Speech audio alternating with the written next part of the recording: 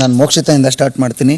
ಮಾತು ಮಾತು ಮಾತು ಲಾಸ್ಟ್ ವಾರದಲ್ಲಿ ಹೇಳಿದ್ದೀನಿ, ಅದಕ್ಕೆ ಕ್ಷಮೆನೂ ಕೇಳಿದ್ದೀನಿ, ಅದಕ್ಕೆ ಕಳಪೆ ಅಂತ ಜೈಲ್ಗೂ ಹೋಗಿ ಬಂದಿದ್ದೀನಿ. ಅದಾದ್ಮೇಲೆ ಮತ್ತೆ ವಾಪಸ್ ಅದೇ ರೀಸನ್, ಅದೊಂದೇ ರೀಸನ್ ಬಿಟ್ಟರೆ ನಿಮ್ಮ ಹತ್ರ ಬೇರೆ ರೀಸನ್ ಇಲ್ಲ ತಗೊಳ್ಳೋಕ್ಕೆ. ಮನೆಯಲ್ಲಿ ಇನ್ವಾಲ್ವ್ಮೆಂಟ್ ಅಂತ ಬರ್ತೀರಾ, ಪ್ರತಿಯೊಂದರಲ್ಲೂ ಇನ್ವಾಲ್ವ್ಮೆಂಟ್ ಇದ್ದೀನಿ. ಕಸ ಹೊಡೆಯೋದ್ರಿಂದ ಹಿಡಿದು ಕಿಚನಲ್ಲಿ ಅಡುಗೆ ಮಾಡೋದ್ರಿಂದ ಹಿಡಿದು ಒಬ್ಬೊಬ್ಬರ ಹತ್ರ ಕೂತ್ಕೊಂಡು ನಿಮ್ಮ ಕಷ್ಟ ಏನಿದೆ ಅಂತ, ನನ್ನ ಕಷ್ಟ ಯಾರು ಕೇಳಿದ್ರೆ ಅವ್ರ ಹತ್ರ ನಾನು ಕೂತ್ಕೊಂಡು ಫೇಸ್ ಟು ಫೇಸ್ ಮಾತಾಡಿದ್ದೀನಿ. ಚೈತ್ರ ಅವ್ರು ತುಂಬಾ ಚೆನ್ನಾಗಿ ತಗೋತಾರೆ.